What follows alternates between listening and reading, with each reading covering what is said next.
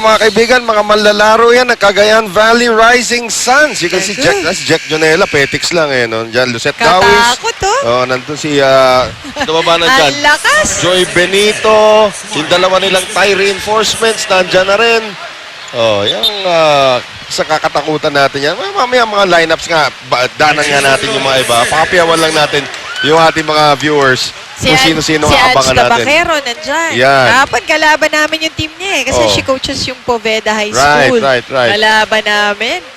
Kalaban no anak ko. Ano to si Ruby, di ba, sa Poveda? Baka grade school.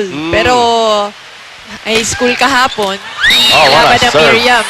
Kaling dito kay Gretchen Soltones to start things off dito sa ating second set. So Soltones from San Sebastian.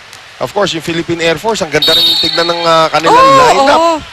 Mamaya, banggitin na natin lahat yan, ha? So, Soltones once again, airborne with that jump serve. Second ball, nako, free ball ang pamimigay dito ni Remy Palma. Jem Ferrer in for the first time as the setter for Smart. And immediately feeding Maruba Natikla for another score. And Smart move dun. Galing kay Maruba Natikla. Going the, parang swiping the ball the other way. Well, 2-0 right now for Smart. If it's Fun Family Pizza, it's gotta be Shakey's. Soltones, talim na nun. Saan galing yun? Parang bomba. Kanyo. Bang klase. Si Coach Roger, kasi ko yung naglilinis na sahig eh. Nakaharang sa atin. Dilaan na daw yung sahig. Again, just making sure na walang madudulas. Soltones, mutik nang tanggalin yung net sa kanyang serve doon. So 3-1 right now. Giselle C will serve now for the Lady Tamaras of FAU. Nagmamasdan natin yung mga lineup dito na magkabilang upunan. Sabi mo nga, Cagayan, ano? Diyan si Angueta Bakero, Jack Jonella, Rosemary Vargas, Lucette Dawis, Aiza Maiso. Ang lakas ng lineup din nila. Maruba Natikla, dati kakampi ni Aiza Maiso. Nagpalusot ng bola doon. Sandra De Los Santos, a former MVP. Joy Benito, Buenet Eulalio, si Chi Saet. Nandyan din sa kupunan ng... Yung dalawa nilang tie import. Buwiluhan ko yung pangalan. Mahaba eh. Eto ngayon, Giselle C. Going over to Pons. Here is Banatikla again. Maru is just tearing up the FEU defense. And of course, I would like to thank our friends from Rexona Anti-Perspirant Deodorant. It won't let you down. And then, you know, the variety of ways Maru is scoring, yun yung amazing eh. Niisip kasi na marami eh. Hindi na yata makakalaro si Maru. Mabagal na. Ay, on the contrary. Si Maru is, I think, in the best shape of her life right now. Pagdating sa volleyball, hindi na siya chubby. Ayan, may kita na. Kita-kita mo yung blush on, no? Kitang-kita, ha? Ebidensya yan, Maru. Yung blush on, pati yung hikaw. Pinapansin mo, chubbiness, mga makeup. Hindi, sabi lang natin. Nalala natin si Giselle C. Na may 2 taon pa pala sa UAAP si Giselle C. Gusto na nating matapos. Oo, pero ito si Giselle ayaw C. pa. In fact, ayaw natin. Gusto pa natin si Giselle makita. Net violation tuloy ito si Giselle. And Charo, find something funny. Axel is the Shakey's feelings. Yung 2011 kasi, nagpa-pictorial ako, tumulong ako dyan na gumawa ako ng storya para sa UAP Magazine. So, pinapili ako ng editor na mamili ka or pa-poll ka sa mga fans kung sino yung 8 pinakamagandang na magagaling na volleyball player at the time. Mahabang kwento yan. Pag-usapan natin yan after this break. Smart, so far so good for them. Ako po, si Siyuman Second Mikmik Laborte of Philippine Navy at kayo'y nanonood ng Shakey's Feeling Open Conference Season 10.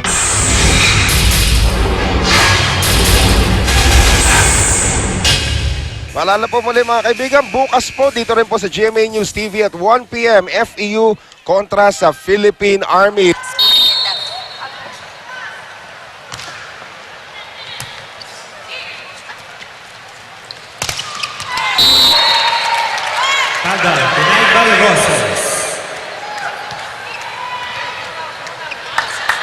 At tama sinabi ni Coach Roger, we may be short on number, but we're not short on desire.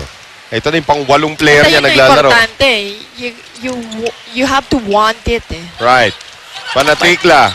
That's into the net. So 9-1 right now sa ating talaan.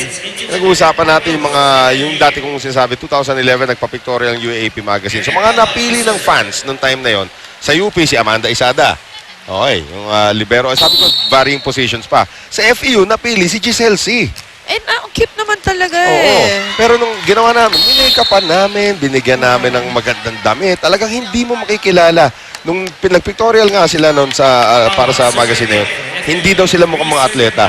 I mean, sa NU, we had Kaini Pomoceno. Sa UE, it was Lucette Dawis. Sa Ateneo, it was Phil Cainglet. Alam ko yun, Lasal. ang ganda Oo. nga nila talaga doon. Lasal, it was Michelle Gumabaw. For Adamson, it was ito si Pao Soriano. Pao Soriano. Maru, yung nakuha namin from UST.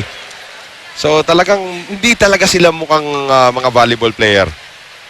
Which is also true nung nakita mo naman yung isang commercial ng kamakailan lang lumalabas eh. Mukhang mga volleyball player na mukhang magaganda pa rin talaga. Oo, imagine kung magaganda na sila dito sa court. Wala pa masyadong ayos. Di ayusan mo Ayun pa. na Di nga na eh. grabe pa. As Maruba Natikla, again, going for the push. And Banatikla wins out there sa laban niya against Samantha Dawson. So 11-3, namamayagpag talaga ang Smart dito. And actually, Mikasa rather, is the official ball of the Shakey's V-League. And we have Simborio seeing her first action of the game. This is Charlemagne Simborio. Kanina nung warm-up, nakita ko, medyo malakas pumalo itong Simborio. Ha? Set. Ito si Nika Guliman. They have a timeout here by Shaq De Los Santos. Tayo makareceive. Ay! Kayla! Ano si Kayla? Bas ka muna. Kayla! Ikaw mag-receive. Receive ka. Libero ka. Kailangan maka-receive muna tayo. Hindi tayo makakatake. Kahit anong gawin natin play, kung wala tayo receive, walang mangyayari. Okay? Ha? Hindi na! Tsaga! Tsaga! Ay! Ikaw, Kayla! Ikaw mag-receive. Pasok ka. So dinami-dami ng players niya talaga. It's the gelling part that FEU is working on Yes. pagdating sa parating na UAAP season. At yan po, ang ating mga phonetics, ika nga www.v-league.ph, ang ating league's official website. You can also check us out on Facebook, Shakey's V-League, and of course on Twitter, V-League_PH. Use the hashtag Shakey's V-League. May nagpapauso na dyan, SVL Open. Pwede rin gamitin yon. Here's the attack from Bagang, who's seeing her first action of the game. And also Atienza is doing libero chores for Coach Shaq. So the experiment continues now para sa kumpara ng FEU. Here's Jem Ferrer. Dalawa target niya. Pinili niya si Sue Roses. And why not? Sue scores again. Si Sue yata hindi naka-gel ngayon, ano? O yung- Iba-ibang look naman. Ibang look. Tingnan mo, ano. ikaw talaga yun naman. Dapa- Tingnan mo talaga eh. Alam mo, ito si Sue, parang hindi gumagalaw ang buhok during the game. Ngayon medyo hinihipan na eh. O si Charo, on the serve. Giselle C. Nalunod. Again, si the Malabanan. connection